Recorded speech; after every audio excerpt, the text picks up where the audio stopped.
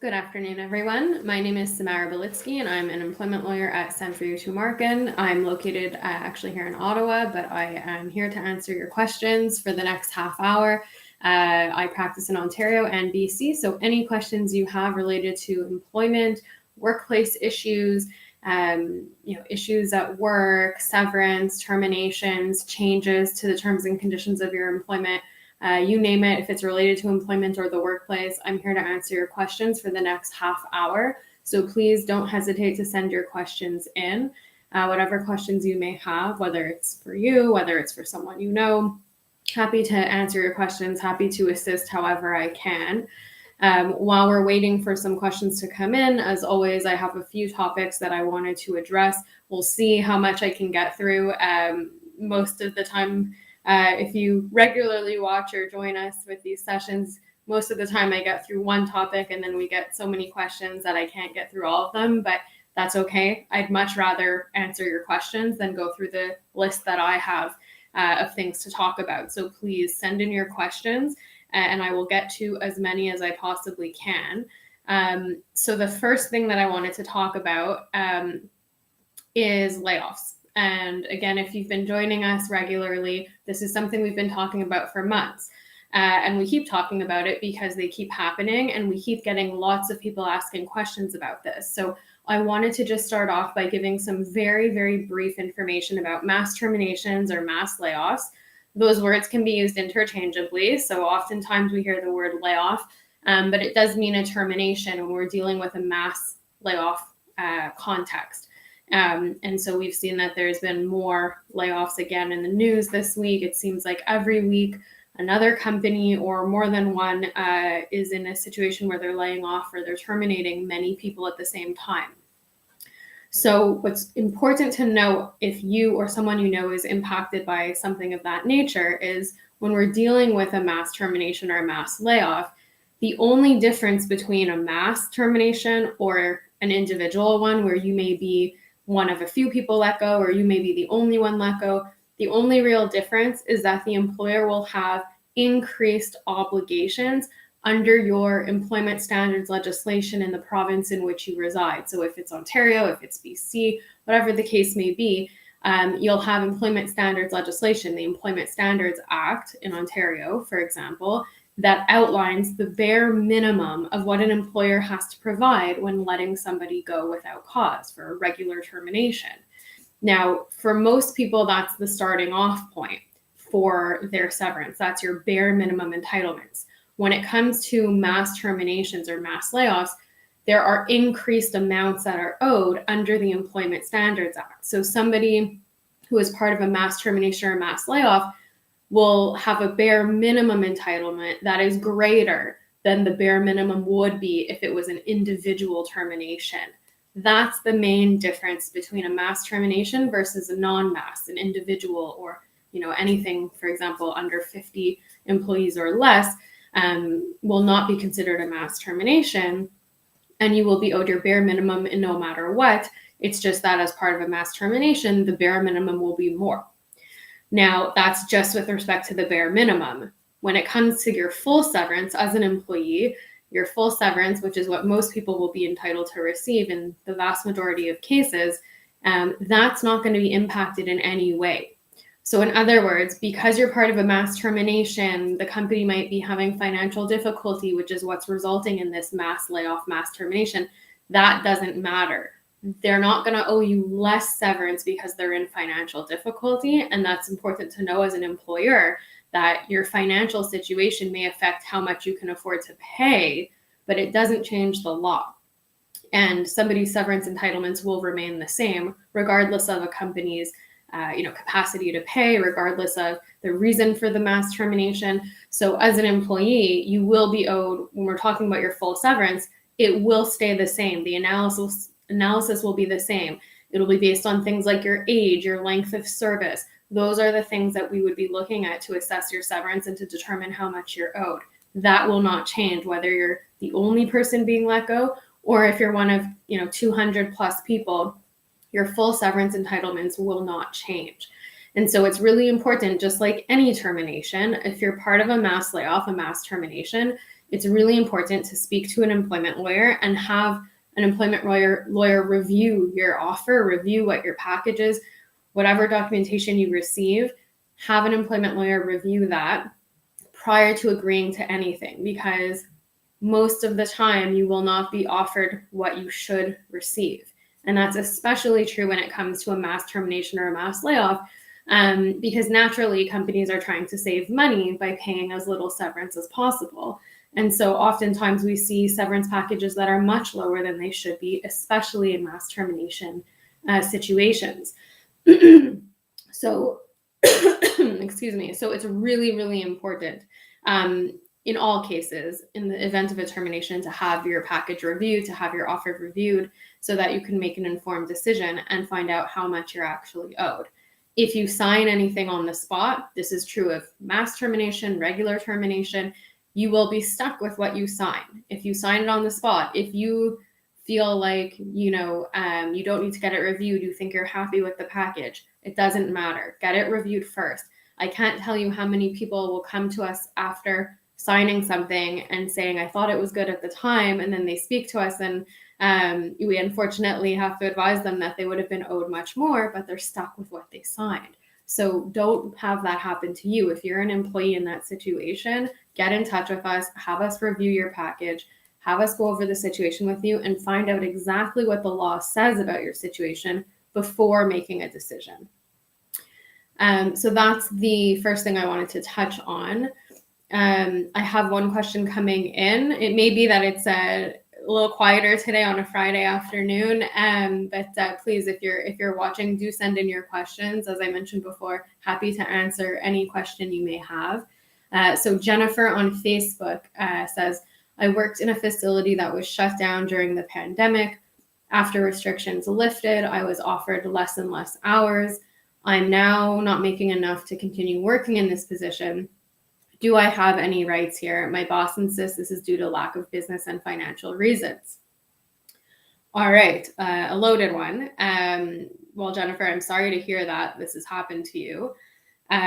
This actually touches on one of the other things I wanted to talk about today. So I'm going to go into kind of a little bit more of an elaborate response in order to answer your question, because there's a lot of moving pieces here, and it's something that has come up in a few of the consultations I've had over the last couple of weeks, is something similar. So this is obviously happening frequently enough that we're getting lots of questions about it. And I want to make sure that for those of you watching, you're able to, get the information you need so that you are properly equipped to deal with this situation if it comes up. So in terms of an employer making changes to the terms and conditions of an employee's employment, there are certain changes that an employer is allowed to make. The employer does have the discretion to make certain changes, but it cannot make significant changes to the fundamental terms of employment without the employee's consent. So when we're talking about, those kinds of changes, some examples would be, for example, your salary being reduced by 30%, your hours being cut in half, and you're paid by the hour. So there go, your wages are cut in half. They move your work location, 2 hours away. They move you to another facility. These are some examples of these significant changes, because the fundamental terms of employment are certainly compensation, hours of work, place of work. And so that's just to name a few, but those are the kinds of changes that employers cannot make without an employee's agreement, without an employee's consent.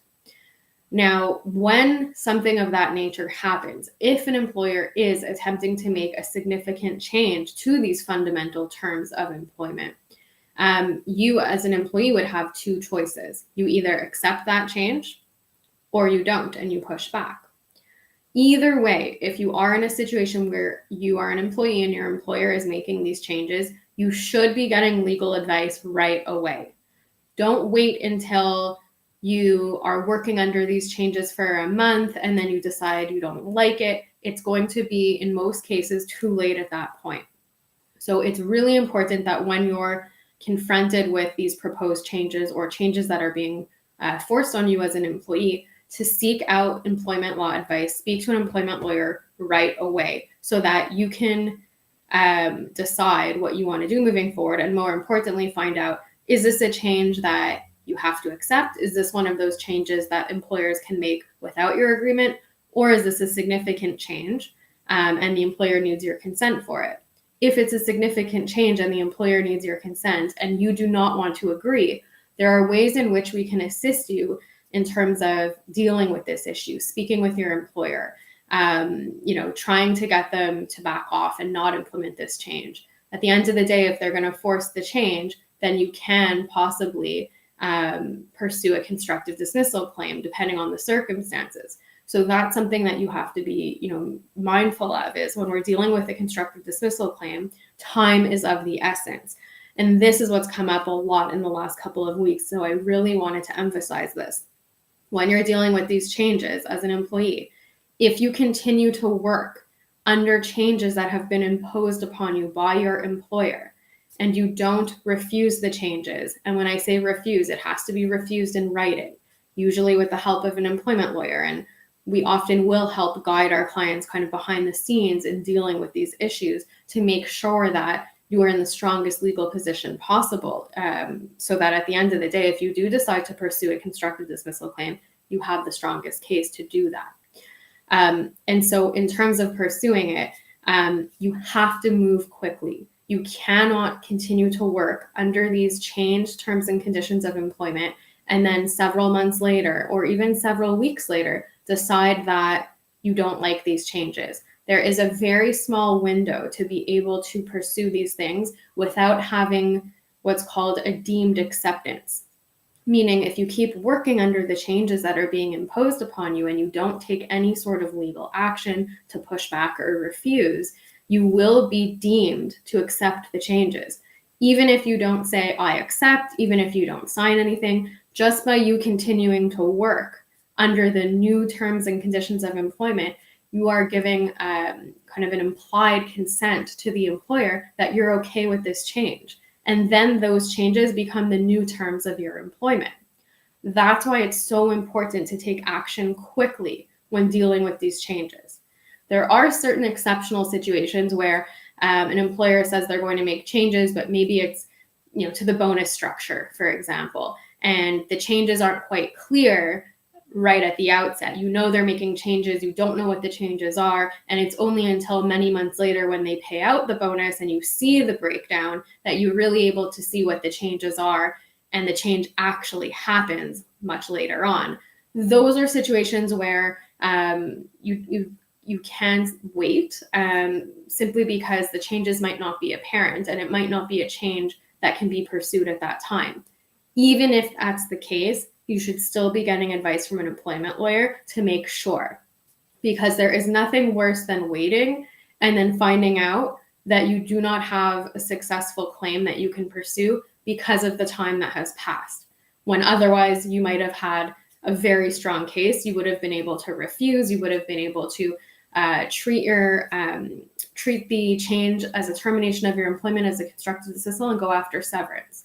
So it could be that you would otherwise have a fantastic constructive dismissal case and you would be owed your severance, but for the fact that you've done nothing for too long.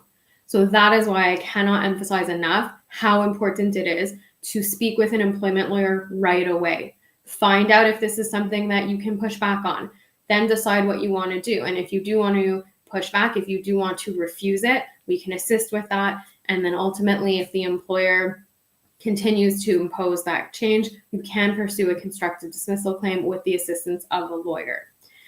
You never want to be in a situation where you just quit or you resign on your own without speaking to a lawyer first. You want to make sure that you're dealing with this with the assistance of an employment lawyer, again, to make sure that you don't do anything that could harm your case. So in terms of the constructive dismissal or changes to the workplace, time is of the essence. I know I sound like a broken record, but if you take anything away from today, let it be that. You have to move on these things quickly as an employee. And so to get to Jennifer's question more specifically, if we're talking about a change, and in Jennifer's case, it's hours. If the employer is making changes to your hours, you have to do something about it as it occurs. So you cannot continue to work under reduced hours, do nothing about it, and then possibly, many months later or even possibly years later here, be able to pursue it as a constructive dismissal. Now, there are always exceptions, as I mentioned before, Jennifer. So generally speaking, if you have been working under these conditions where they've continuously changed your hours and you've continued to work under those changed terms, you will be deemed, unfortunately, to have accepted those new terms, those reduced hours. But if you want to be absolutely sure and get more comprehensive advice on this, get in touch with us. You can get in touch with me directly. You can either email us at help@employmentlawyer.ca. You can go to our website, employmentlawyer.ca. My contact information is on our website. If you want to reach out to me directly, Jennifer, please do. We can go through the situation with you, in a detailed manner to be sure as to whether you do have something that you can do about this or not. It may be that at the beginning, the changes were very insignificant to your hours, but now they're making big changes. So if they didn't make any significant changes until now, and now is when they've really been making the significant changes to the point where your compensation has been reduced drastically, you may still be able to pursue this. And you may be able to push back and have legal recourse here, but it does depend on the circumstances and what changes were made and when. So I do recommend that you get in touch with us so that we can go through all of this with you. I will also add, because you mentioned that my boss insists this is due to lack of business and financial reasons. It doesn't matter. When we're dealing with changes to the terms and conditions of your employment, just like I mentioned earlier, an employer's financial capacity or financial situation doesn't impact how much severance somebody is owed. Just the same, it doesn't impact or justify them making changes to the terms and conditions of your employment. So it may be that the employer is suffering financially, and a lot of companies have suffered because of the pandemic, just like employees have suffered. I think there's been a lot of suffering all around on both sides here. And it's unfortunate. And if that's the case, that the company has a lack of, financial capacity to pay, and that's why they're reducing your hours, that's very unfortunate. It doesn't, however, absolve them of liability. It doesn't excuse them from complying with the law. And so even if they do have good intentions, even if as an employer you have great intentions, you just don't have the ability to pay, the law still applies and you still have to comply with the law. You're not allowed to make significant changes without an employee's consent. And so, as an employer, there are options you can explore. Maybe that means laying people off, letting people go, packaging them out in order to stay afloat. There's lots of options for employers. And as an employer, you can always contact us to talk about those options. But imposing unilateral significant changes on employees is not the solution. And as an employee, you don't have to accept that. You can, as I mentioned before, you always have the option of giving your consent, of accepting those changes if they're changes that are okay with you, but you don't have to. And before accepting, if you're thinking about accepting a significant change to the terms of your employment as an employee, I would strongly recommend you get advice from an employment lawyer first. You should be making an informed decision. Even if at the end of the day you decide to keep working, you decide to accept the new terms, at least do it from an informed perspective so that you know what the law says about the situation, you know what your options are, and then you can decide what you want to do. Okay, I have a question from Megan on YouTube. She says, I'm returning from maternity leave in a month. My employer has informed me my job no longer exists. I'm being offered a new position that is much less pay and not flexible hours, which I cannot accept due to childcare reasons. What are my options here? All right. So generally speaking, this applies to parental leaves as well as medical leaves. Parental and medical leaves, as well as other different kinds of leave, are protected at law. I'm going to talk about medical leave and parental leave because those are the most common leaves that we deal with, and they're, relatively longer leaves sometimes. When you're returning from a parental leave or a medical leave, your employer has an obligation to put you back into the same job that you had prior to your leave. all of the same terms and conditions as well. So same job, same role, same duties, same pay, same hours, same workplace. Everything should be the same as when you left, when you come back. Now, the exception to that is if your position doesn't exist anymore. Sometimes as an employee, you go off on a medical leave, you're gone for maybe a year on maternity leave, for example, you'll be gone for likely a year or more. When you come back, maybe the company has undergone restructuring. If they have, and your position truly doesn't exist anymore, they would have to offer you a comparable position. So in other words, kind of the next best thing in terms of what they have. If there's no comparable position to offer you, they can offer you something that's not comparable, but you don't have to accept that, and you can refuse it. In that situation, if that happens, you can either reject the offer that's not comparable employment, in which case sometimes the employer will outright terminate your employment and say, sorry, we have nothing, because they have nothing for you based on a restructuring, because your position and similar positions were eliminated. In that situation, they would then offer you a severance package. That's what should be happening.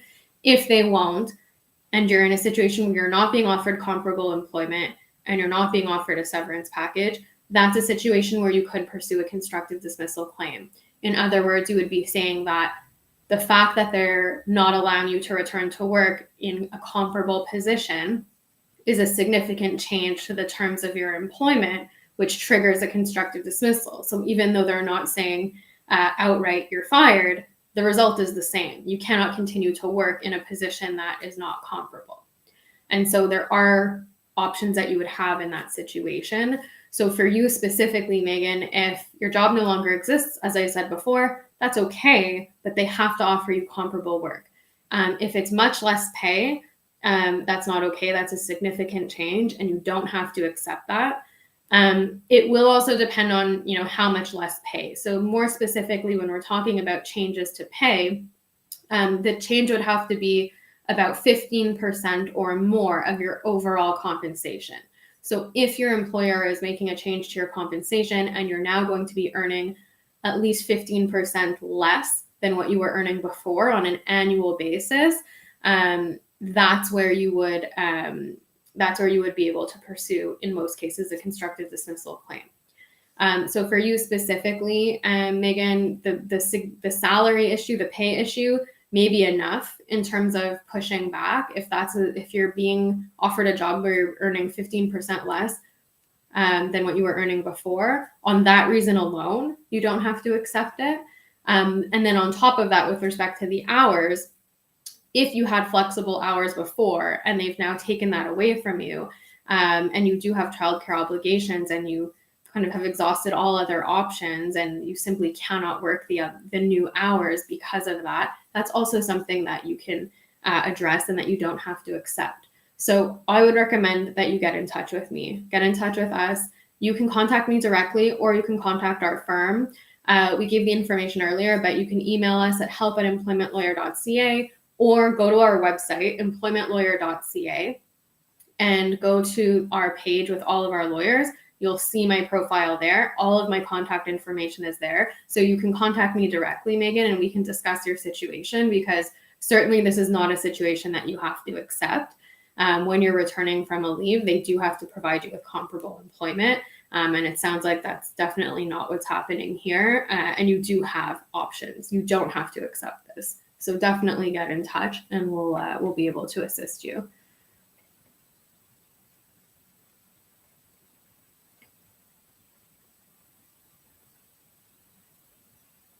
So I have a question from Sam on YouTube who says, my brother was recently offered a different job at his company in the US, confirmed verbally it is remote. Can they change this if it's not in his contract? He's based in Canada, so cannot go into the office. Of course, that makes sense. It should be in a written contract. So it's important to know that when we're talking about employment contracts, just because you don't have a written contract does not mean that there is no employment agreement. If there's an employee and an employer and there's an agreement of how much the employee is paid, what the hours are, what the job is, the basic fundamental terms of employment, and that's what occurs throughout, a certain period, those will be the terms of employment, and that will be the employment agreement between the two parties. Having said that, oftentimes employers will put that into writing and will have a written employment contract, a written employment agreement. If we're dealing with a situation where we're talking about remote work, hybrid work, which has become a real hot topic over the last year or so, with the pandemic improving, it's really important to have that term in writing. It's not enough to rely on the employer, in this case, saying it will be remote. You don't have to worry about ever coming in. It's a little different because he's in Canada and they're in the States. So of course the understanding would be he can't go work there unless he had the proper visas. So logistically, it's a little more difficult. So this situation may not be the worst situation in terms of not having it in writing, but generally speaking, the gold standard, you want to have it in writing so that you can rely on it as an employee. Because if your employer is telling you can work remotely, don't just take their word for it. Because we've seen now that a lot of situations come up where employees are now being forced to go back to the office, maybe full time, maybe a couple days a week.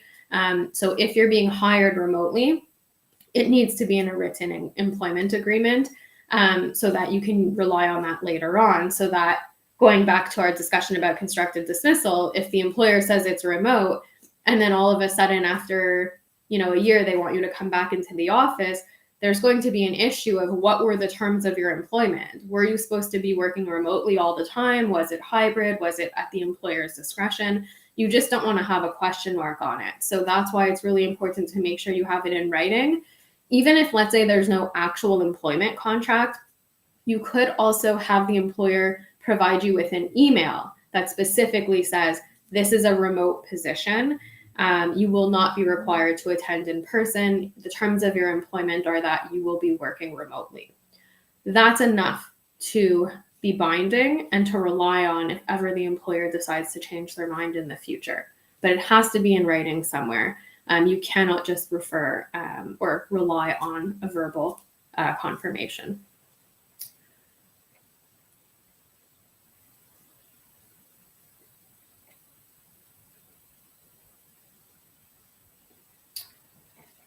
Okay, I have a question from Yo-Yo on YouTube who says, my contract says I have to give a month's notice, but I am still in the trial period. Do I have to give a month's notice still? So when you're saying trial period, I'm assuming you mean the probation period, which depending on what your contract says is usually 3 months, sometimes longer. But that doesn't actually have an impact on the notice you have to give if you decide to resign. So oftentimes you'll see in an employment contract a probation clause, which says that if you're let go during your probation period of 3 months, the employer doesn't have to give you any notice or any pay in lieu of notice, any severance pay during that 3-month probation period. Unfortunately, the other way around, the same thing does not apply. So as an employee, if you've signed a contract that says you have to give a month's notice of your resignation, then that is a term, that is an obligation that you have to comply with. Now, that's kind of the strict interpretation of the contract. If you're within the first couple of months where it's a probation period, a trial period, and you do want to resign, you have a few options. You can speak to the employer and see if they'll agree to take less than a month of notice. Sometimes employers will say, sure, I agree it's not working out. Give me 2 weeks and that's enough. So you may want to have a dialogue about that. Otherwise, if you don't give that notice, you do run the risk of exposing yourself to liability for breach of contract. So if you don't give a month of notice and let's say that causes some sort of financial damage to the employer, they then can pursue legal action against you for having breached your contract by saying that by you not giving that month of notice, maybe they lost a contract or a customer. I don't know what industry you're in, but if there was any financial loss, other than just losing you as an employee, if it actually caused the business or the company financial loss, they could technically pursue you for damages. Most of the time, that's not going to happen. Most of the time, there's no losses, or the employer is not going to want to spend their financial resources on legal fees to pursue something like that. but it can happen. It is possible. And there are cases out there that have gone to court where companies have gone after employees for that kind of thing. So it's important to be aware of it. It's important to know that technically you're bound by that contract. But there could be, a way around it. And I would actually recommend having a discussion and seeing if they're willing to, kind of meet in the middle somehow so that there's no issue, there's no legal dispute. So I know I have a lot of other questions, unfortunately, that I didn't get to.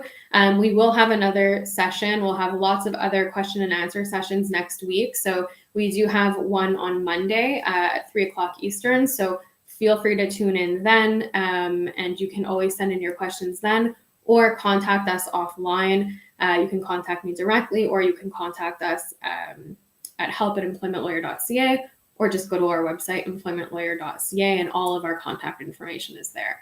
So thank you everyone very much for tuning in today. Thank you for all of your questions, and I hope that everyone has a great weekend.